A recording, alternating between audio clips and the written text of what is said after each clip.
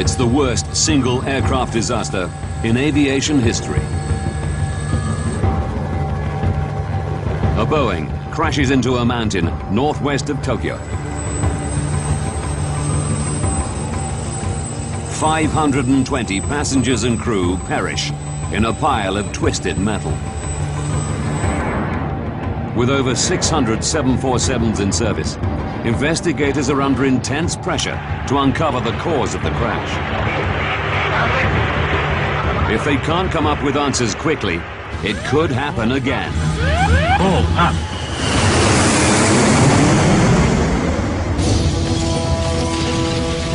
Disasters don't just happen. They're triggered by a chain of critical events. Unravel the clues and count down those final seconds from disaster.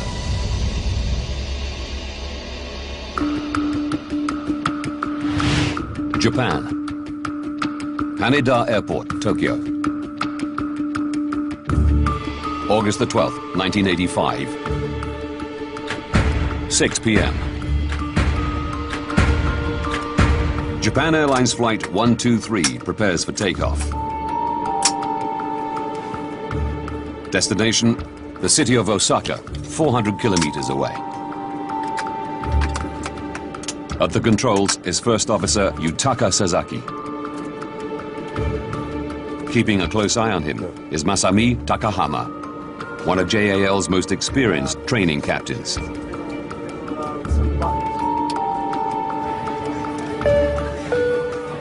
"26-year-old American Ward Wallach is one of a handful of foreigners on board. My brother Ward became obsessed with Japan while he was studying as an undergraduate.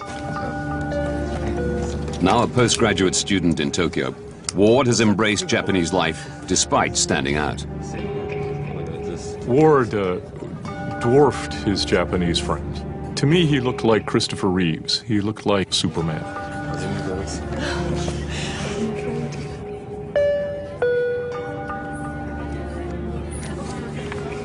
Also on board is Japanese actor and singer Kyu Sakamoto. I think the impression that everyone had of my husband, Kyu Sakamoto, was his smile. He had a big smile when he was performing on television. And he was the same at home. He loved his family. He was kind and someone who always thought of his family.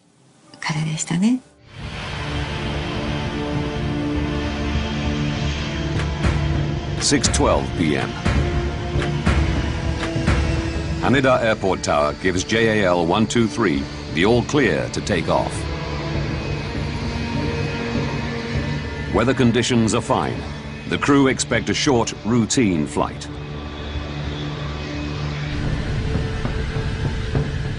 The Boeing 747 begins climbing to its cruising altitude of 24,000 feet.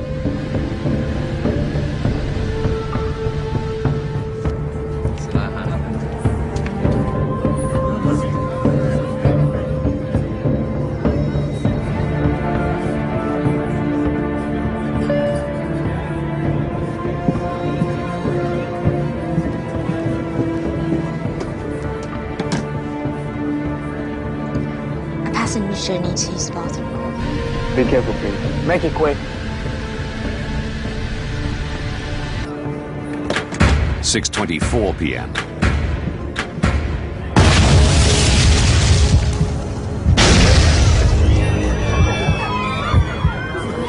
Two explosions rock the plane. Something exploded. The gear tool. Check the gears. The aircraft's flight controls don't respond.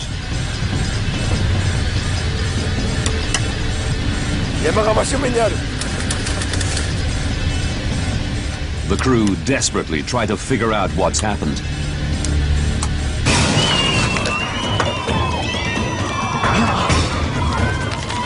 Cabin pressure drops.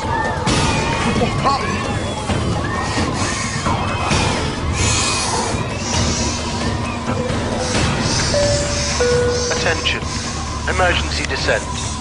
Put the mask over your face, fasten your seatbelt, put out your cigarettes. This is an emergency descent. 6:25 p.m. JAL 123 is now out of control. Captain Takahama declares an emergency. Tokyo Japan 123, request it back to Haneda. Descend And radios Tokyo Air Traffic Control. Take a magnetic course of 90 degrees for radar vector to Oshima. The crew is trying to wrestle the 747 into making a right turn to follow a course back to Haneda Airport. Going to right, turn over. But the plane is not responding. Yes, sir. I said don't bang that mat. Yes, sir. What's going on?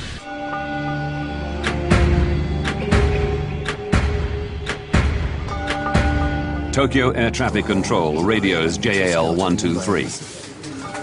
Japan 123, please confirm you have an emergency. That's affirmative. What is the nature of your emergency?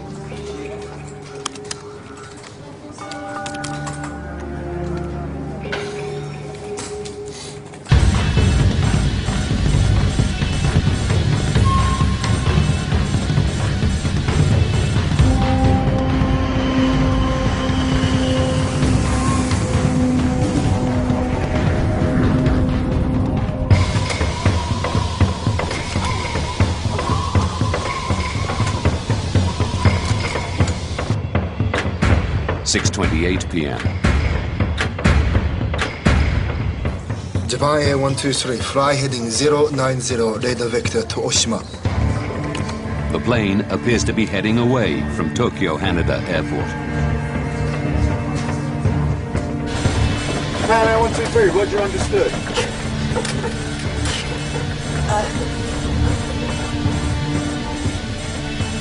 Japan Air 123, uncontrollable. Tokyo Control suggests heading for the closer Nagoya Airport, 133 kilometers away. Your position is 72 miles to Nagoya. Can you land in Nagoya? No, negative. Request back to Haneda. The crew want to aim for the longer runway at Tokyo's Haneda Airport.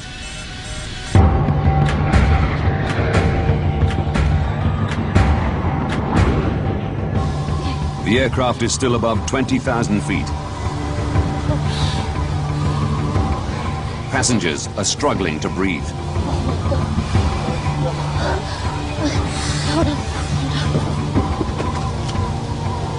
There's damage at the back. I don't know what to do. People can't breathe. Captain, the oxygen mask in 5 right failed. I think we better descend. Hi. The pilots attempt to lower the plane's altitude to increase the cabin's oxygen levels. Nose down. Nose down. Yes, sir. Nose down.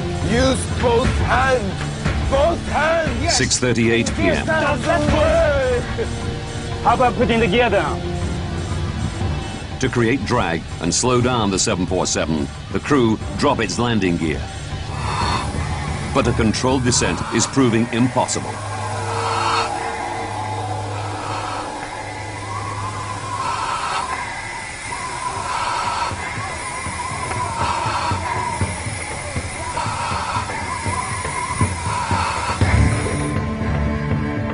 Tokyo Air Traffic Control follows the plane on radar.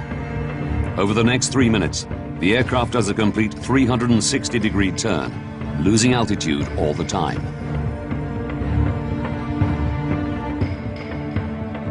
Can you control the aircraft now? Japan Air 123, uncontrollable. Japan Air 123, Roger, understood. Would you like to contact Haneda? Keep it as it is. This may be hopeless.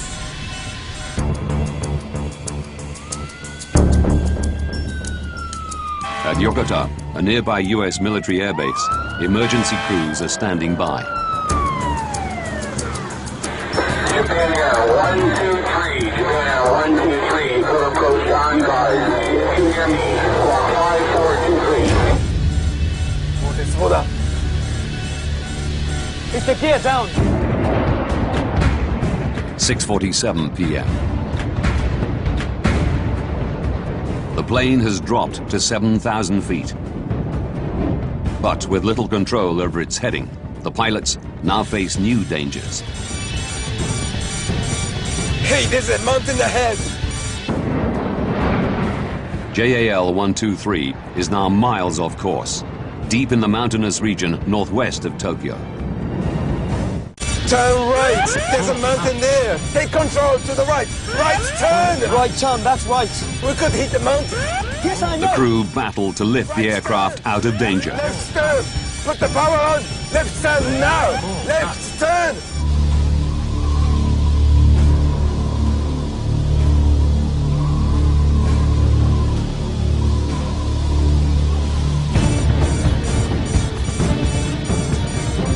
More power. More power.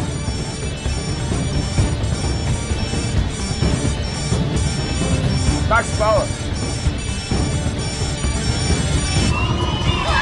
6:53 p.m. The pilots wrestle the plane up to 13,400 feet. But it's still 65 kilometers northwest of Tokyo Airport. All air traffic control can do is watch. We are ready for your approach at any time and coordinating with Yokota. Yokota available for landing also. Power stop. Flapping now. On board, the plane pitches forward and starts an uncontrolled dive. Power. Power. Flap. Close up. It's the end.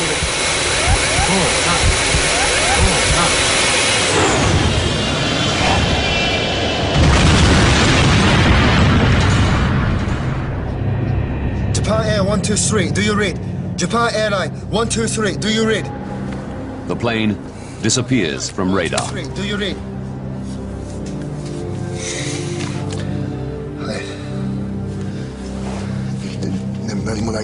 The wreckage of a jumbo jet can be seen scattered across the mountains. A specially configured 747 loaded with more than 500 people at the peak of one of Japan's most popular travel holidays. And no signs of survivors. I knew from the breaking news that a plane had disappeared from the radar. But I had no idea if my husband was on that plane or not.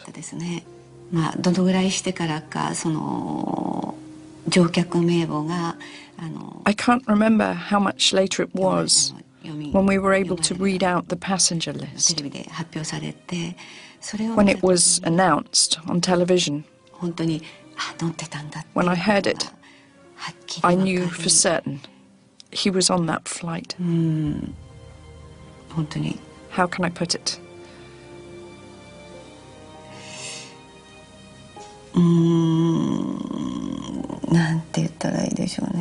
I was aghast.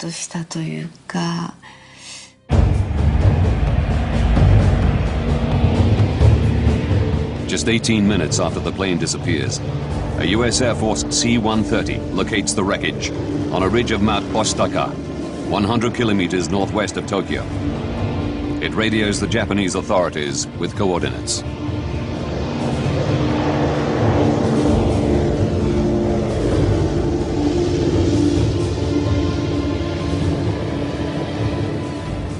The U.S. offers military assistance. The Japanese decide to go it alone and set in motion their own rescue mission. In charge are the Japanese Self-Defense Forces. Yoshihisa Masuda is stationed at a military base in Chiba Prefecture, close to where the plane crashed.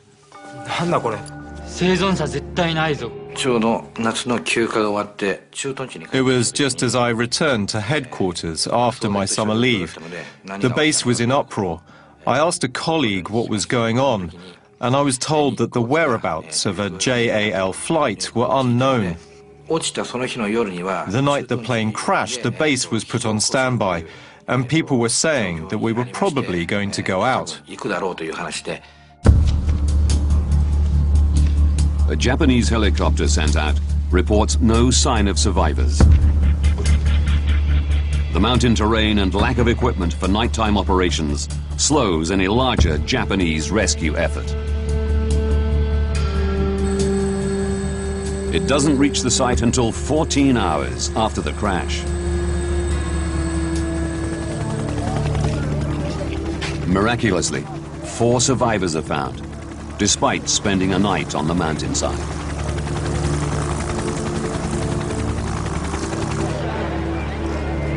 But 520 people are dead, including Q Sakamoto and Ward Wallach. I think when I first heard he was on the plane, there was an air of unreality. I mean, Ward was vibrant, he was young. It's not supposed to happen that way. It was unreal.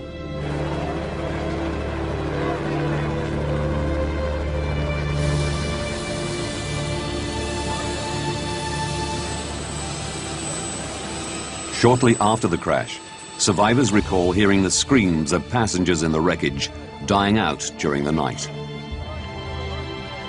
Physicians at the scene note some of the injuries they found would not have been fatal if help had arrived sooner.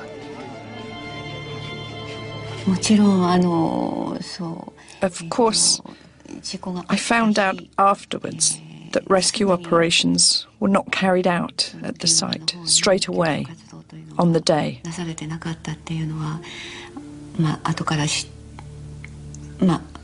But they should have gone straight away. Why? Why did they take their time?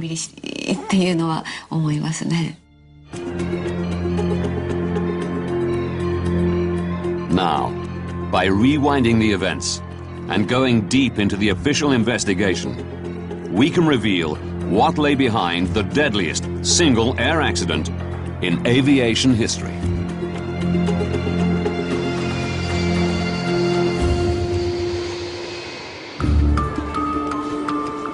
The Japanese Aircraft Accident Investigation Committee is responsible for investigating the crash.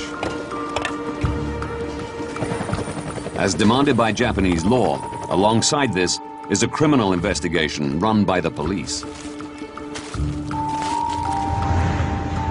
In the United States, the manufacturer of the 747, Boeing, is alerted to the disaster in Japan.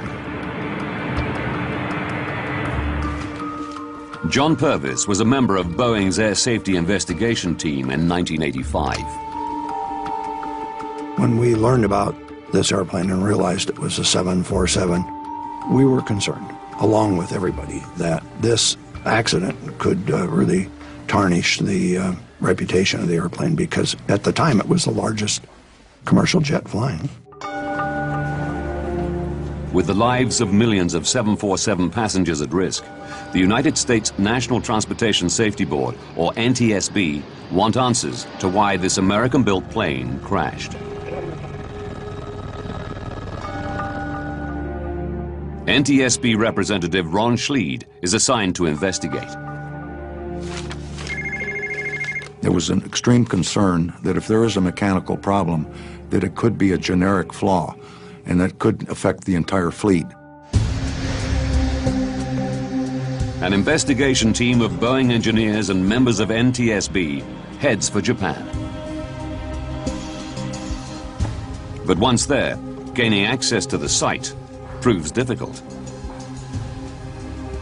When we arrived in Tokyo and got to the hotel and first met the Japanese, it was clear there was some problems in getting access to the information that was known and to the accident site eventually. As the plane's manufacturer, Boeing has an internationally agreed obligation to investigate the crash to make sure all other 747s are airworthy. However, because this flight, Japan 1223, was a domestic flight, the international rules did not apply in 1985. Therefore, we did not have an automatic right to go. We had to request permission to travel and to work with the Japanese. Whilst the Americans wait for police permission to access the crash site, Japanese air accident investigators share with them JAL 123's cockpit voice recordings.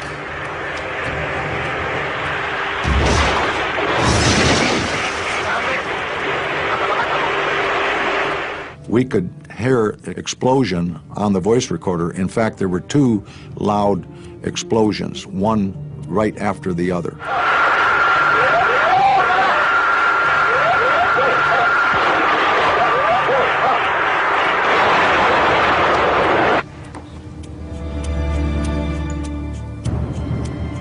Survivors confirm there was an explosion at the back of the plane, leading investigators to a chilling conclusion. Worldwide in the 1980s, there had been several terrorist acts, hijackings and bombings of airplanes. So when this accident occurred, it gave us a strong suspicion that it was an act of terrorism.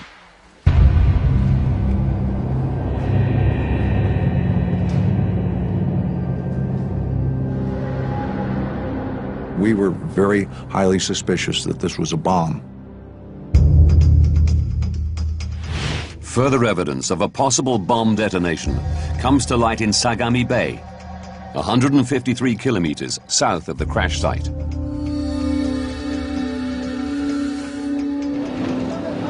Japanese sailors discover a large piece of the plane.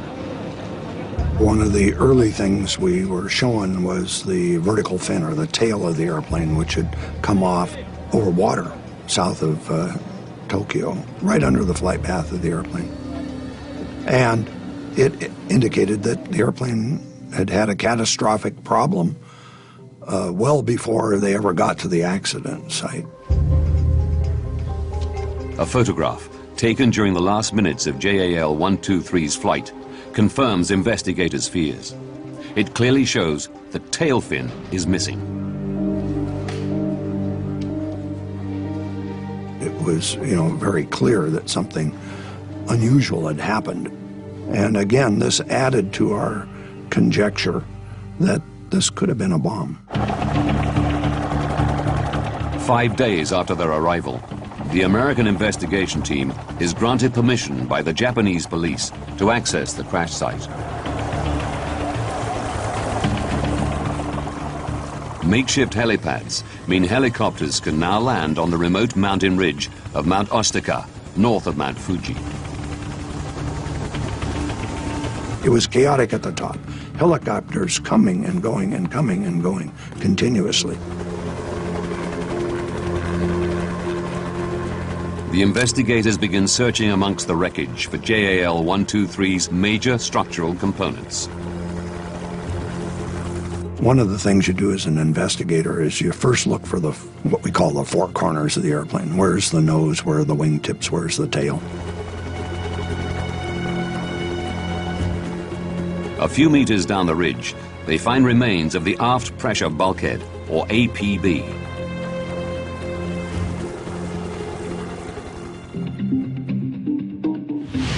This circular structure is made of a series of overlapping metal plates riveted together.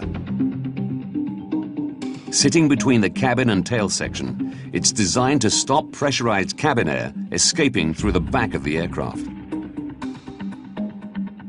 When we first saw the bulkhead, it was, of course, torn up and badly damaged into many pieces, 6 or 8 or 10 major ones and some little ones. And the pieces were kind of triangular shaped.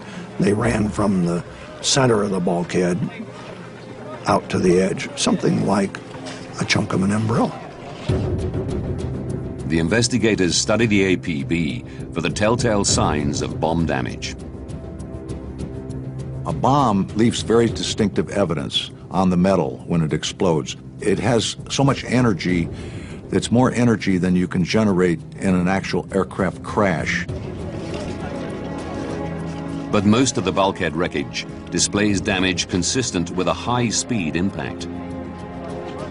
One of the general observations when metal is ripped apart, it'll leave a distinctive, what I call a sawtooth shape of a fracture, and it's just ripped apart. We saw evidence of that in the aft part of the aircraft and in most of the aft pressure bulkhead debris. It certainly wasn't caused by a bomb. Looking closer, they discover some unusual damage. There was one piece of the bulkhead that showed curious characteristics different than the rest of the wreckage from the bulkhead.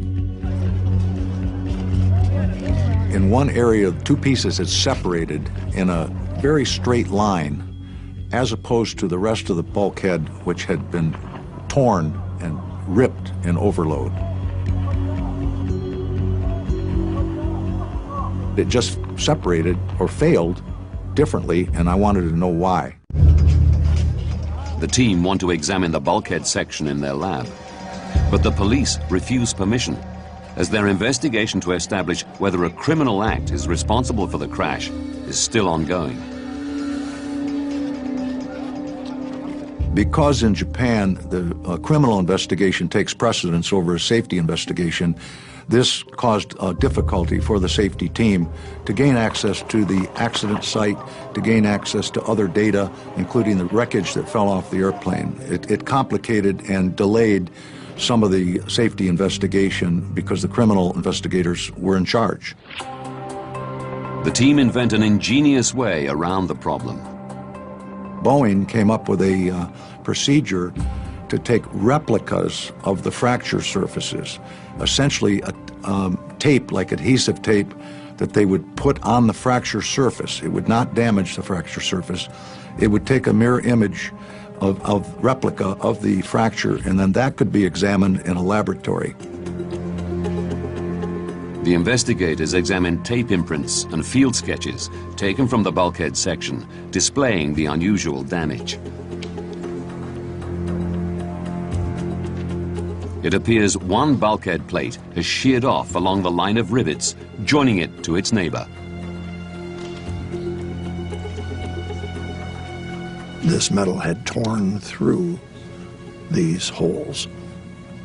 I thought I had detected fatigue, and what we were seeing on the bulkhead was our eureka moment. It was the golden bullet.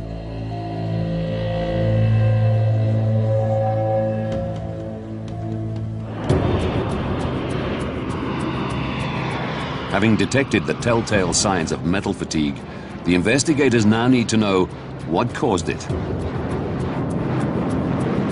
They must also find out whether this is an isolated incident or a problem that could ground over 600 747s in service at the time. The investigators pore over the plane's history. In it, they discover that the plane had once been involved in an unusual accident. They learned that in 1978, at Osaka Airport, the plane's pilot landed with the nose too high. The tail struck the ground and scraped along the runway.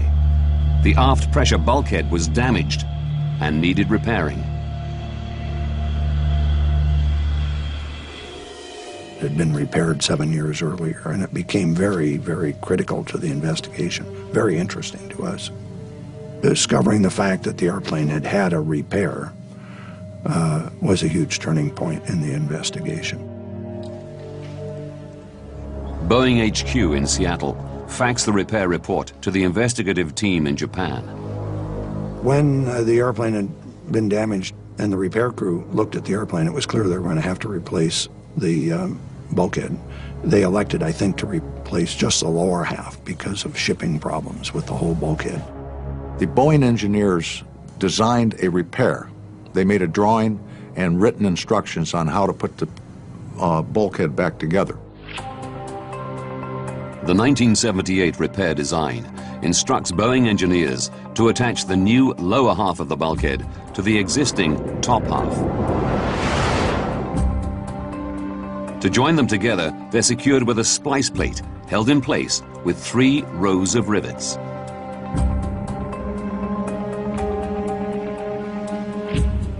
As the unusual metal fracture sheared off along the line of rivets, the investigators' suspicion falls on the join between the splice and the bulkhead's 2 halves. The team calculates what would happen if the repair used fewer rivets than required.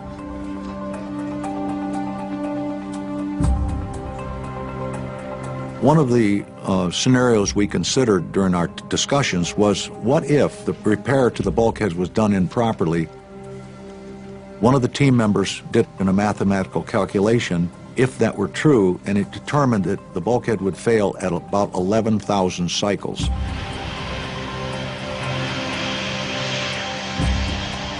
Remarkably, the plane had performed 12,319 takeoff and landing cycles since the repair, very close to the predicted number.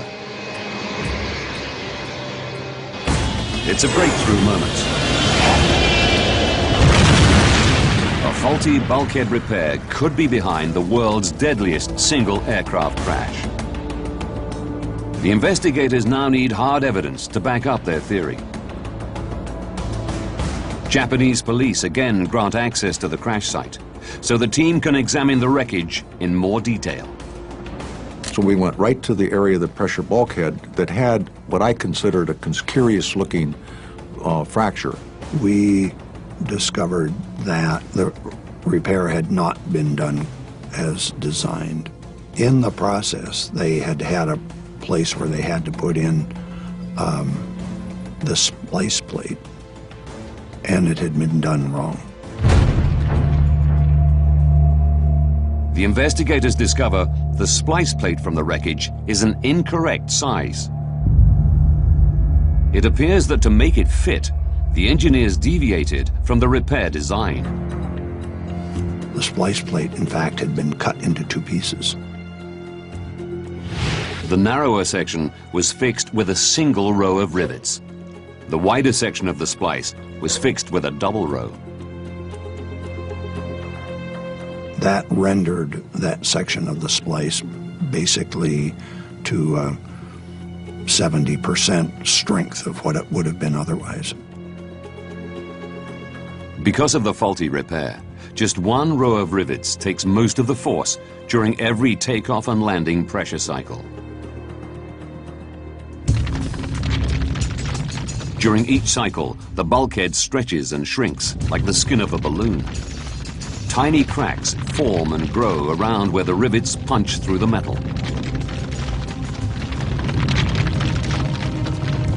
Some 12,000 cycles after the repair, the splice plate shatters. High-pressure air from the cabin bursts through the hole, weakening the bulkhead, causing it to fail explosively. This failure is heard as the first explosion, as high-pressure air from the passenger cabin bursts through the bulkhead. Let's turn now! Let's turn! Investigators now want to know the reason for the second explosion. Following the discovery of wreckage in Sagami Bay, they know that JAL 123 lost its tail fin 12 minutes into the flight.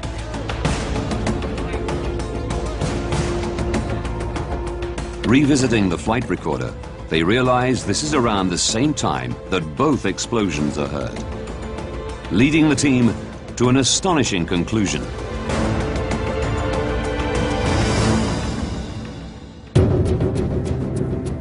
As high-pressure air bursts through the failed bulkhead into the tail section,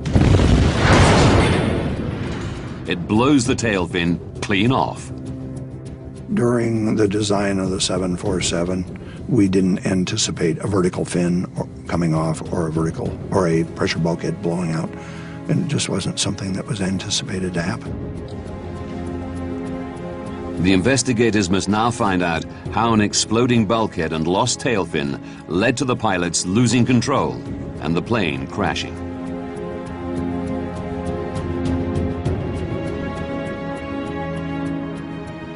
Air traffic control tracked JAL 123 meandering deep into the Kanto mountain range, away from Haneda Airport in Tokyo, and recorded the plane repeatedly losing and then gaining altitude.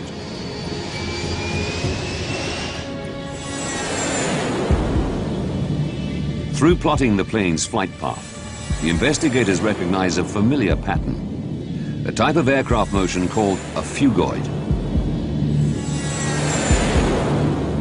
As JAL 123 begins to dive, it accelerates. The increased speed generates lift And as the plane climbs, it slows, causing it to dip again.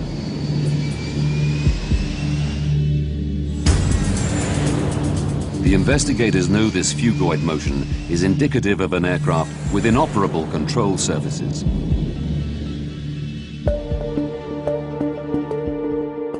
These are critical for banking and controlling the plane's altitude. The rudder, attached to the tail fin, controls yaw, the angle at which the plane flies forward through the air. Loss of a rudder alone will not lead to phugoid motion, but major damage to a plane's hydraulic system will. Large modern airliners, all the flight controls are boosted by hydraulic pressure. There's no way the pilot has enough strength to move the flight controls through cables and pulleys like in the old days. So the hydraulic systems power the flight controls. The team realized JAL 123's hydraulics were critically damaged during the bulkhead's explosion. To get the 4 hydraulic systems up into the vertical fin and to the rudders, all 4 have to go up there. And that means they have to run through the pressure bulkhead to start with, and they have to run up into the vertical fin. As the tail fin rips off, it severs critical hydraulic lines. The aircraft is paralyzed. Once they lost the vertical fin and the hydraulic systems, the pilots were only able to minimally control the airplane with engine power. The airplane continued to fly in circles, up and down, virtually out of control. This explains why the plane flies in a phugoid motion. Why the crew have extreme difficulty controlling the plane's descent. And why it cannot turn back to Haneda Airport and instead descends deep into the Kanto mountain range.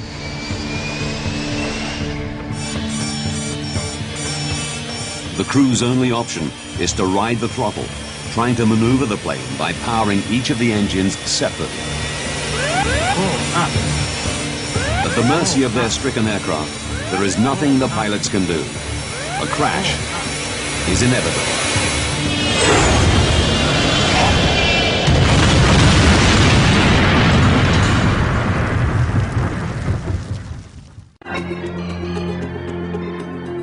Having delved deep into the investigation, we can now reveal the events that caused the worst single aircraft accident in aviation history.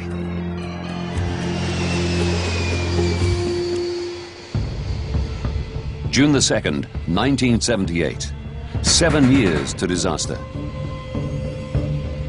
A JAL Boeing 747's aft pressure bulkhead is incorrectly repaired following a tail strike incident, leaving it critically weakened. 6:12 p.m., August the 12th, 1985. 44 minutes to disaster. The same JAL plane takes off from Haneda Airport, Tokyo.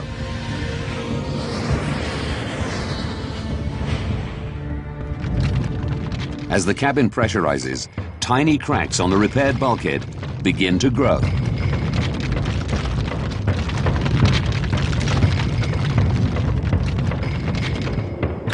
"32 minutes to disaster.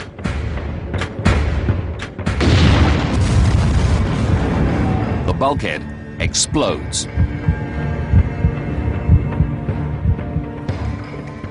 Pressurized air blasts into the plane's tail section, ripping off the tail fin and severing the hydraulic lines. 31 minutes to disaster. Captain Takahama declares an emergency. The pilots fight to control the aircraft, unaware that their basic flight controls are permanently disabled.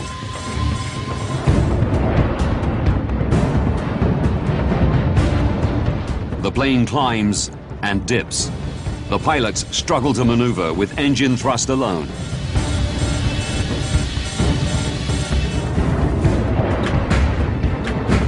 8 minutes to disaster. Turn right. The pilots guide the plane down to 7,000 feet. Right. But it's now in the heart of the Kanto mountain range. 6:56 p.m.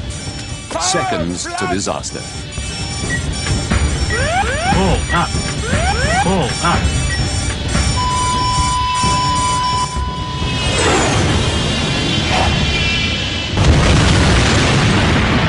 But the tragedy isn't over. Testimony from one survivor reveals that others also survived the impact.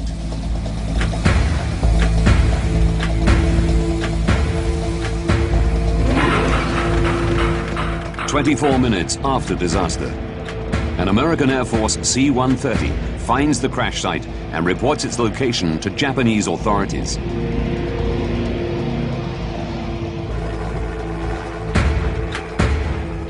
A hovering Marine Corps helicopter offers to drop 2 men onto the mountain.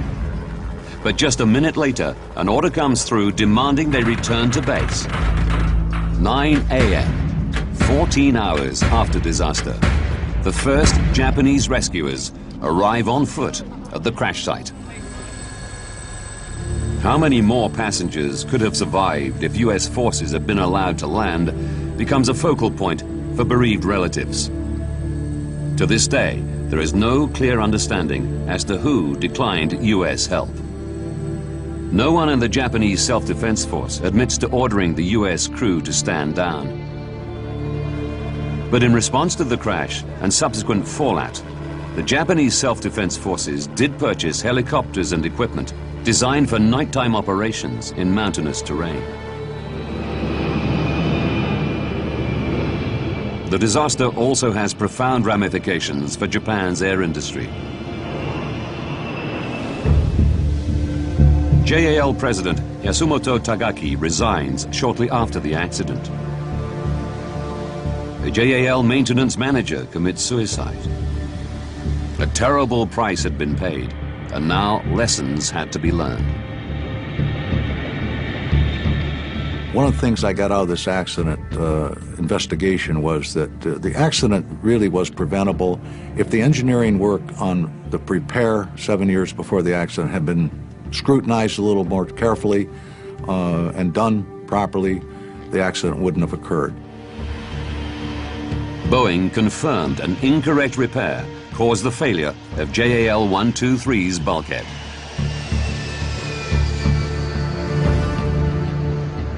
The company changed their procedures, so significant repairs are scrutinized before implementation and afterwards by a second pair of eyes. Regular checks are made to detect any signs of metal fatigue. To reduce the vulnerability of the 747's hydraulics, a valve was added to the line controlling 2 of the plane's elevators and the lower rudder. If this line is severed, some control should still be possible. I think this accident taught the aviation industry a lot of lessons, things about airplane design and maintenance. It was really an important step in improving aviation safety around the world. JAL admitted no liability for the crash, but offered to pay compensation. 90% of the victims' relatives settled with the airline without going to court. But neither the compensation nor the improvements to safety offered much comfort to the bereaved relatives. There was a sense among, I think, all the victims, but certainly in my family, that this was wrong. That what happened was avoidable. That it didn't need to happen.